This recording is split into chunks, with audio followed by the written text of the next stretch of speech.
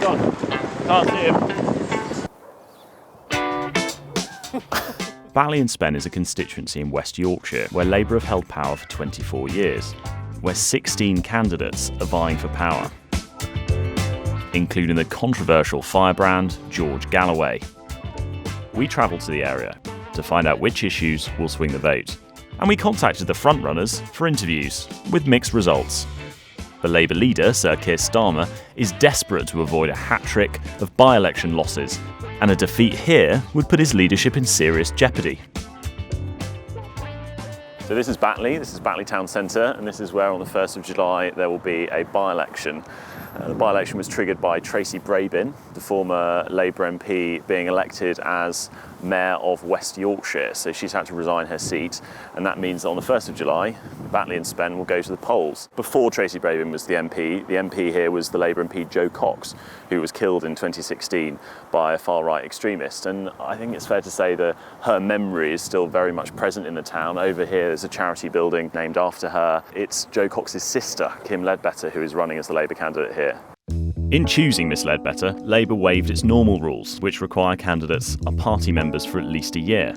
How is her campaign resonating with people? And who's it going to be? Conservative. You're voting Conservative. Have you always voted Conservative? No, not at all. Well, like my father before me, I was a very staunch Labour supporter, but I don't agree with what Labour's doing at the moment. Starmer and Corbyn, I think they're absolutely horrendous. What do you think it is that Boris Johnson's Conservatives are going to do for you? For me, sort of personally, I think for the country, he's going to do well. He got us out of Europe. I never wanted to go in Europe in the first place. Jo Cox, she was a lovely person, and I dare say sister's the same, but you know, you've got to weigh up the odds, and the personalities come into it only for so much, I think, you know. And what do you do for a living? I work for HMRC. It's been a stronghold for Labour for 25 years. I don't see why it should change. So you're going to vote for Labour? That's between me and the ballot box. The thing is, with Kim Ledbetter, she's a local candidate, whereas everybody else seems to be from elsewhere. What do you think about Sir Keir Starmer, Labour leader? He hasn't really achieved much in my eyes, to be honest. I think we've got a strong Muslim population here who's, you know, sort of very sympathetic towards what's happening in Palestine. He's probably lost a lot of votes because of his stance. Starmer's opponents, including the pro-Palestinian independent candidate George Galloway, say he's too pro-Israel and criticise his stance on Palestine. But in his most recent comments to MPs, the Labour leader supported the state's right to exist. A new government in Israel, combined with a new US president, provides a real opportunity to end the injustice and to finally deliver an independent and sovereign Palestine alongside a safe and secure Israel. And the resumption, sadly, of hostilities overnight shows the price of that failure. We wanted to get Labour's latest position on Palestine, but we were being blocked by the campaign. We've come here to meet Nadeem Raja at the Indian Muslim Welfare Centre. The issue of what Muslim voters are going to do in the election on the 1st of July, what issues matter to them, and issues of community in general in Batley have been raised again and again. So we're hoping to speak to him about some of those issues and how they might affect the result. Why does Palestine matter here in Batley and Spen? I think it's not only Batley and Spen.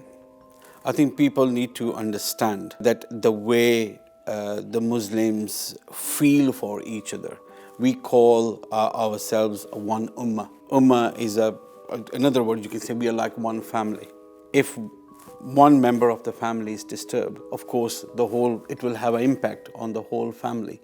People here in Batley and Spen, and especially Muslims, they have voted for Labour Party for generations. This is the third generation in majority of the cases. I'm not saying all of them, but majority of the cases. They feel that the Labour Party should understand their feelings a bit better than anybody else. And they felt that they've been let down, especially with the statement of Keir Starmer when he says that Israel has right to defend. It's going to be a quite close contest. I think it's anyone's game at the moment. Around 8,500 Muslim voters are expected to turn out in the by-election, more than twice Labour's majority here. As well as the issue of Palestine, we heard about how one local issue was having an impact on how some voters were assessing the parties. I'm here at Batley Grammar School, where in March a teacher caused uproar in the local community by showing a cartoon of the Prophet Muhammad in a religious studies lesson. And Just a few months ago, there were protests out on this road here, just in front of me. Nobody, whether Muslim or non-Muslim, should have a right to ridicule religious personalities, those personalities that millions upon millions of people believe in and love. Since then, there's been an investigation, an independent investigation, which has found that the teachers didn't deliberately cause offence, but that the image shouldn't have been shown in the classroom. And the teacher involved has been told that he can come back to teach in the school, but has had to go into hiding because of threats of violence and abuse that have been made against him. There have been heated incidents in other parts of the campaign too. The Labour candidate was recently chased by an activist down the street, and offensive messages about her are spreading in WhatsApp groups. The George Galloway campaign denies any involvement, but these attacks on Labour could be pushing voters towards him. Do not walk away because you don't want the children to learn about LGBT. Are you supporting us, Kim? Kim, I'm here. Answer the question. Why are you running? It was time to speak to someone with good knowledge of local demographics and what would sway voters at the ballot box. We've come here to Zucchini's restaurant in Batley, where we're talking to Paul Halloran. He was a candidate himself in 2019, where he took 12.5% of the vote as an independent. Good to Paul, meet you. hi. Hi. As someone looking from the outside in, but with a keen interest in it, I think the Conservative campaign is purposely low-key for some reason. They're hiding the candidate away. You know, he's not speaking, he's not coming out, he's not meeting people. And I think the Labour campaign, as we sit here today, is going into meltdown because of the George Galloway factor. And George was brought into the area to put pressure on Labour to put Palestine on the agenda. It's now a problem for them because they don't know where to turn and what to do in regards to Palestine. Because there's such a difference in the community, in people are saying, well, Palestine doesn't matter to us. Listen, the death of anybody is horrendous, I get that. But people are saying, what has Palestine got to do with Batley and Spen? And the Muslim community is saying it's everything to do with Batley and Spen. I think obviously there's a heavy South Asian community and there's a lot of votes, and those votes traditionally would go to Labour. And if those votes don't go to Labour, they don't win an election.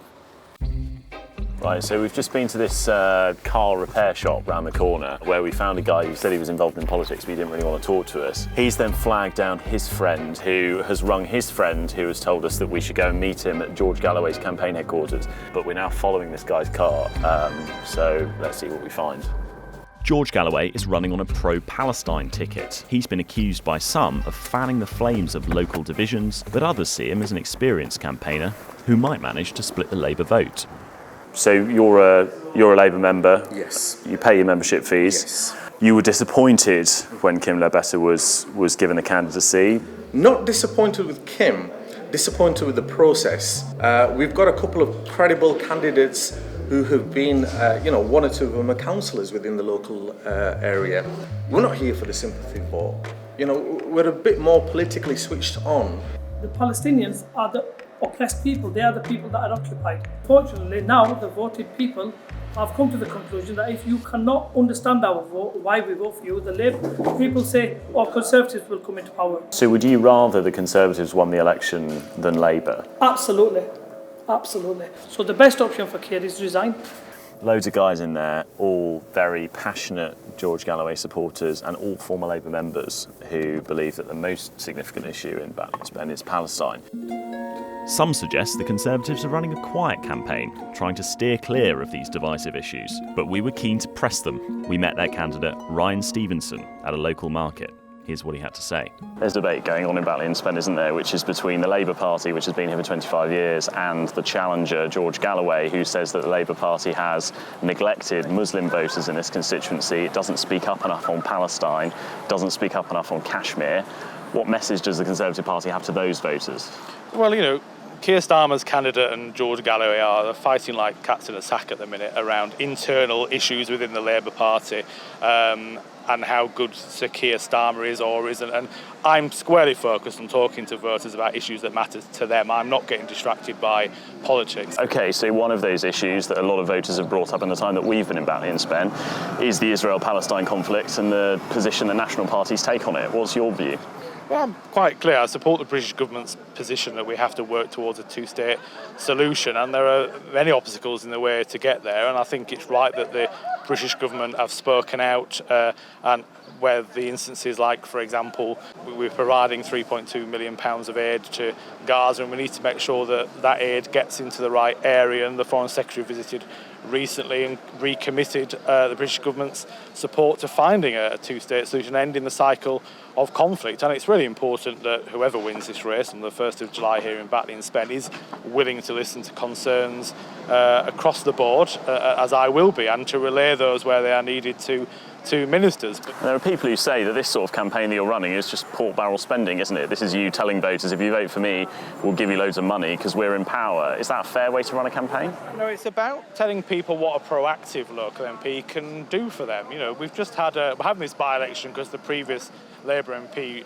resigned, and I think people saw that Labour MP spent more time looking for a new job than getting on with the job, and they looked to neighbouring constituencies of Dewsbury and Morley and see how a proactive MP can get stuff done for their area by working with government and banging the drum. There was still no word from Labour, and some other members of the national media were having similar problems getting interviews. For us, it was time to head to Cleckheaton to hear what voters in the Spen Valley had to say. What is it that you want the MP here to do? Well, it's like where we live. We were supposed to be in a flat for people that's 50 and over, and now you've got druggies in it. I got threatened, my neighbour got stabbed, they're not doing anything about it. When you go into flats, it smells like gents' toilets because they're pissing everywhere. It stinks. It's really bad up there, even the lift, and the police haven't done nothing about it. Okay, and you feel like if we got rid of Labour in this constituency, that a new MP might prioritise crime? Do something about it, yeah. For them, what changed their vote, in her case, and for him, the reason he stayed voted Labour is because of super local issues around their specific block of flats where they live, or a little retirement block of flats, where they say young people who don't fit the profile of the other people who live around them have come in, moved in, there's people doing drugs, they say, there's crime. And for her, that's changed her vote from Labour to the Lib Dems. She says that the Lib Dems might be the solution because someone from the Lib Dems came round to her flat the other day and spoke to her about it. So it feels like there's a real division here between people for whom the main issue in this election is something going on the other side of the world in Palestine, and for these people, something going on 100 metres away is the thing that decides their vote. A loss here for Labour would be seen as another brick in the red wall falling. But Tories were in power here for 14 years until 1997. We've just been into the local fruit and veg shop here in the Spen Valley, where the person working there didn't want to tell us about her political views, but she did give us this, which is a leaflet from the George Galloway campaign, which I think really illustrates how Galloway is targeting Labour in this by-election. He's written on his leaflet, "Labour are out of the running," and on the other side, it's a two-horse race in Batley and Spen, and then goes on to compare himself to what he describes as the unknown Tory candidate, suggesting that if you don't want to vote for Mr Galloway, then you're going to have to vote for the Tories here. The thing is, the polling just doesn't show that. Galloway's currently in low figures in the polls versus something pretty close between Labour and the Tories. I mean, all of the polling suggests that it will be a two-horse race between Labour and the Conservatives, but not Mr Galloway. George Galloway is the most high-profile candidate in this race. Love him or loathe him, his name was on the lips of many voters we met. I wanted to know whether he cared about local issues, or he was just in the race to try and bring down Labour. There are people who will say that you are out here for Keir Starmer, you're out for the Labour leadership, you're trying to attack the party. You say that as if it's a bad thing. No. There are people who will say you yourself were a Labour MP once upon a time, and the party kicked you out, and now you're trying to kick them back. Is this just a bit of revenge? No, it's much more important than that. And why would that attract thousands of voters? Well, you're an experienced campaigner. You know how to get people's votes. I do, but that's not a bad thing either. Don't see it as if it's a vice. People want to send a message that they've been left behind, neglected, taken for granted. And that's true in Asian areas, it's true in white English areas. Labour is in an existential crisis in the north. Collapse of the Red Wall, the loss of Hartlepool, the big local authorities that went out of Labour control for the first time, in some cases in a century, all indicate that Labour is in existential crisis because nobody knows what Labour is or what it stands for, and insofar as they know or think they know, they don't really like what they see. It's not that I want the Labour Party to succeed. I regard the Labour Party as jackals in sheep's clothing. I want to tear the sheep's clothing away. But the country definitely needs somebody, whether it's Andy Burnham or someone else, that can actually play the role of Her Majesty's opposition. While we tried to speak to people on all sides of the debate, someone we hadn't managed to get was anyone from the Labour Party who would speak to us. We did spot the Labour MP Chris Bryant and jumped out of the car to try and catch up to him. Where's he gone? I can't see him. Can you see him? No. Where's he gone? We've lost him. But he got away. So after days of trying on the phone, we headed to Labour Party headquarters. They won't let us speak to their candidate, Kim Ledbetter. They won't let us speak to any MPs who are campaigning for her. They won't let us speak to any doorstep campaigners who are handing out leaflets. It does raise some questions about whether or not Kim Ledbetter is able to talk to the media or able to answer difficult questions that are being asked of her about divisive issues in this constituency, about race, about religion, and about the future of her party leader, Sir Keir Starmer, after the 1st of July, if she loses. Earlier today, I even went inside this building here and asked them if there was anyone in there who might be able to come out and speak to the Telegraph for this documentary, and I was turned away.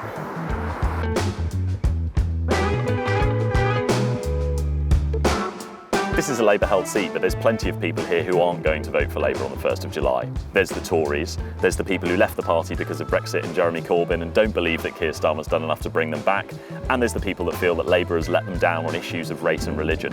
If all three of those groups fall against Labour on the 1st of July, that has some really serious long-term consequences for Keir Starmer, both for his leadership, because there are plenty of people who'd like to replace him, and for the party at the next election. If that sense of momentum continues until the whole country goes to the polls, Labour could be in a sticky situation for decades.